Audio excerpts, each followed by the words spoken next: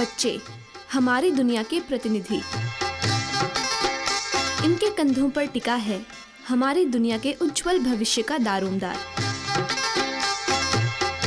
लेकिन ये उस जिम्मेदारी को तभी उठा पाएंगे जब इन्हें मिलेंगे बचपन में ही पनपने बढ़ने के अवसर, स्कूल जाने के अवसर, किताबों तक पहुंचने के अवसर। बच्चों को किताबों की दुनिया तक पहुंचने में मदद करता है Room to Read. Room to Read दुनिया के वंचित इलाकों की चुनिंदा सरकारी स्कूलों में पहुंचने की कोशिश करता है अपने एक विशेष पुस्तकालय कार्यक्रम के साथ। पुस्तकालय कार्यक्रम के अंतर्गत बच्चों को उपहार में मिलते हैं कविताओं, कहानियों और विभिन्न विषयों पर ढेर सारी किताबों के साथ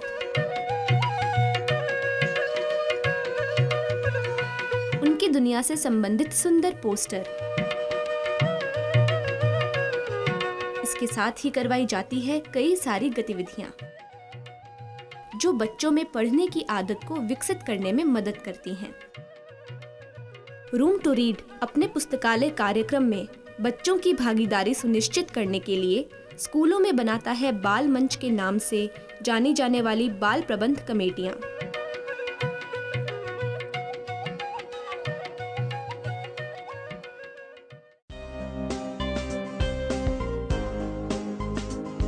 यहाँ आप हमारे सहजकर्ता विजय पाराशर को देख रहे हैं, जो स्कूल में बाल मंच की स्थापना से लेकर समस्त गतिविधियों के संचालन में स्कूल के शिक्षकों और बच्चों की मदद कर रहे हैं।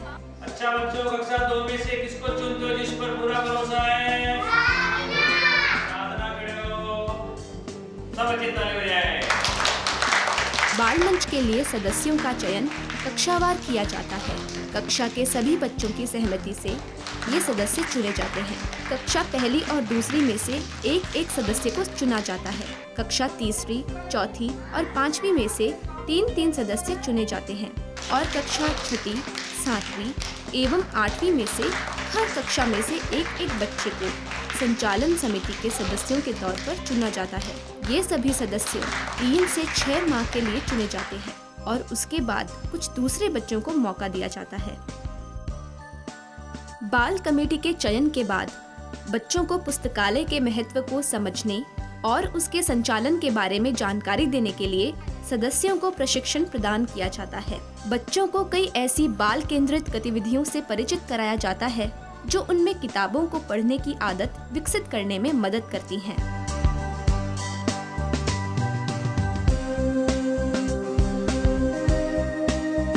फिर पुस्तकालय में होने वाली गतिविधियों पर काम करके देखा जाता है। सबको नमस्ते। हमारे समूह पर पॉइंट है। प्रशिक्षण में प्रयास रहता है कि सभी सदस्यों में आत्मविश्वास जागे, उनमें नेतृत्व करने की क्षमता का विकास हो और उनमें व्यक्तित्व विकास के सकारात्मक गुण उभरे। ऐसा होने पर बच्चे अपने पुस्तकालय का प्रबंधन और संचालन ठीक तरह से कर पाते हैं। ये हिस्सा आगे होगा और नीचे से थोड़ा सा इसमें नीचे थोड़ा छोड़ेंगे और इसको ऐसे लगाएंगे। देखिए सब लोगों को दिख रहा है? यस, इसको ऐसे लगा देंगे। ठीक है, लग गया स्टिकर। बच्चे इस प्रशिक्षण में पुस्तकों की सूची बनाना, उन पर स्टिकर चिपकाना, उन्हें करीने से अलमारियों में रखना सीखते हैं। इसके साथ ही इन्हें बताया जाता है कि पुस्तकों का लेन देन कैसे किया जाता है।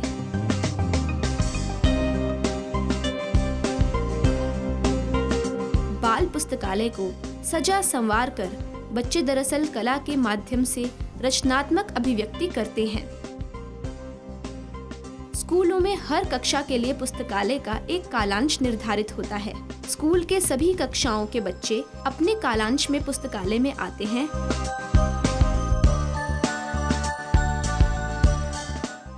आपका नाम क्या है? सूरज। बाल मंच के सदस्य अपने सहपाठियों और स्कूल के अन्य विद्यार्थियों को उनके पसंद की किताबें जारी करते हैं।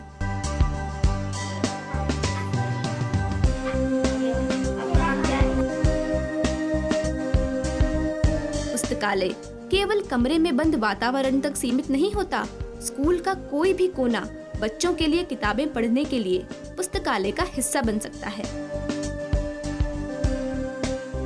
लाला जी ने लड्डू बांटे।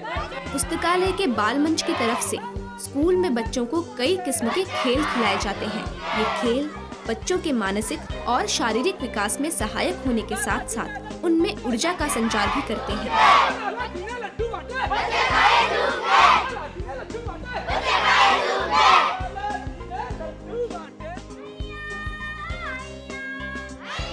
पुस्तकालय में स्कूल के विभिन्न कक्षाओं के बच्चे सहजकर्ताओं से कई तरह के गीत और कविता सीखते हैं और फिर अपने साथियों को सुनाते हैं। गीत और कविता पाठ के माध्यम से बच्चे खुद को अभिव्यक्त भी करते हैं और साथ ही भाषा की विविध अभिव्यंजनाओं को भी हासिल करते हैं।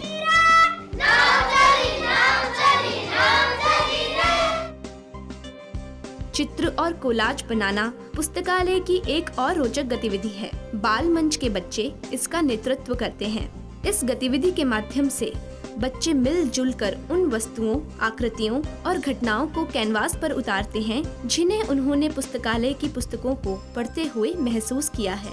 कागज पर रंगों के साथ की गई ये गतिविधि उन्हें और भी ज्यादा पुस्तकें पढ़ने के लिए प्रेरित करती है।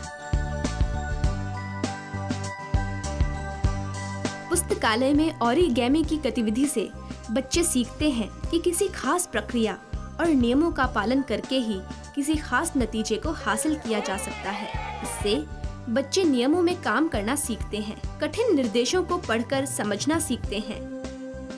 सबकी टोपियां बन गई हैं। अब हम दूसरी चीजें बाल मंच के बच्चे इन गतिविधियों में लगातार मदद करते हैं।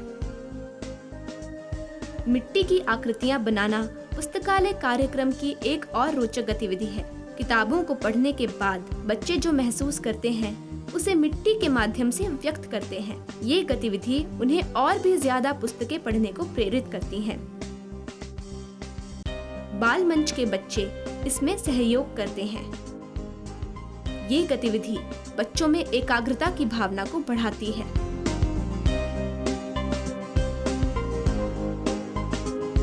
अब ये कलाकृतियाँ किसी एक की नहीं रहती, बल्कि सभी बच्चों की साझी कलाकृति बन जाती है। इन्हें पुस्तकालय में प्रदर्शन के लिए रख दिया जाता है। इन कलाकृतियों को मिलने वाली प्रशंसा बच्चों का आत्मविश्वास बढ़ाती है। एक राजा था एक और एक वो राजा। कहानी एक ऐसी विधा है जो बच्चों को हमेशा ही पसंद आती है। स्कूलों में रूम टू रीड की तरफ से प्रोत्साहित किए जाने वाले पुस्तकालयों में कहानी का सुनना और सुनाना एक बहुत ही मनोरंजक और स्थायी गतिविधि है। जिसने 12 बाटी खाई, बच्चों को भी कहानी सुनाने के लिए प्रेरित किया जाता है। खाया छाना चुपती बुढ़िया खाई। कहानी को गाकर नाटकीय हाव भावों सहित कई तरीकों से कहा जा सकता है। उन्होंने पेड़ के तने से खंबा तैयार किया। ये देखो, ये खंबा तैयार कर रहे हैं ना। एक बुढ़िया थी, उसने एक रोटी बनाई। यहाँ पर आप और फिर कहानी कहने का एक देखा। नया ही अंदाज देख रहे हैं। कहानी को सुनाने के लिए लकड़ी का टेलीविजन बनाया गया है। इस टेलीविजन में कागज के रोल पर घूमती हुई कहानी को बाल मंच के बच्चे अपने साथियों को सुनाते हैं। कहानी को यूं चलायमान देखना बच्चों में कल्पनाशीलता को बढ़ाता है। ये गतिविधि बच्चों को कहानियों की किताबें पढ़ने के लिए प्रेरित करती है। कहानी कई तरीकों से विकसित की जा सकती है। शब्दों, चित्रों, वाक्यों के आधार पर कहानी को घड़ा जा सकता है। अधूरी कहानी को पूरा करने की रोचक कोशिशों से भी कहानी को बनाया जा सकता है। इसके अलावा एक कहानी को कतरनों में काटकर उसे बच्चों में बांट दिया जाता है। अब बच्चे उन कतरनों को जोड़कर कहानी का अनुमान लगाते हुए कतरनों को जोड़ते जाते हैं और कहानी बनाते जाते हैं। ये गतिविधि बच्चों के मानसिक कौशल के साथ भाषा के कौशल को बढ़ाने में योगदान देती है। बाल मंच अपनी एक त्रैमासिक पत्रिका भी निकालता है। बच्चे अपनी इस पत्रिका के लिए कहानी, कविता, चुटकुले, पहेलियां, कार्टून और चित्र भेजते हैं। बाल मंच के सभी बच्चों को अपनी दैनिक डायरी लिखने के लिए भी प्रेरित किया जाता है। बच्चे जब अपनी दिनचर्या का विवरण डायरी में लिखते हैं तो उनके लेखन कौशल के विकास के साथ साथ ही उनकी भावाभिव्यक्ति भी मुखर हो जाती है।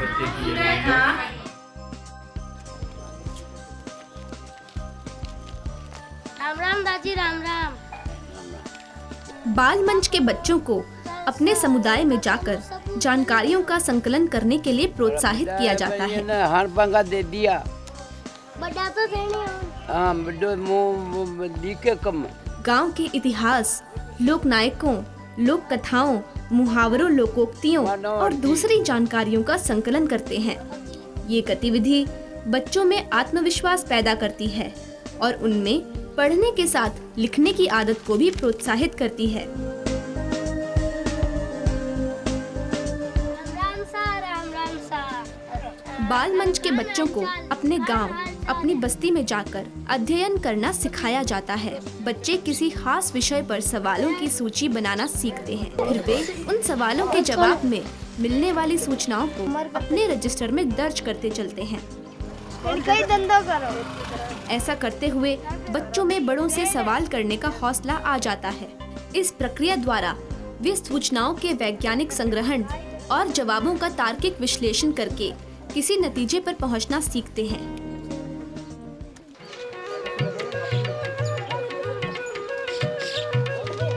बच्चों के पुस्तकालय के सदस्य स्कूल के लोग ही नहीं, आस पड़ोस के गांव में रहने वाले समुदाय भी बनते हैं।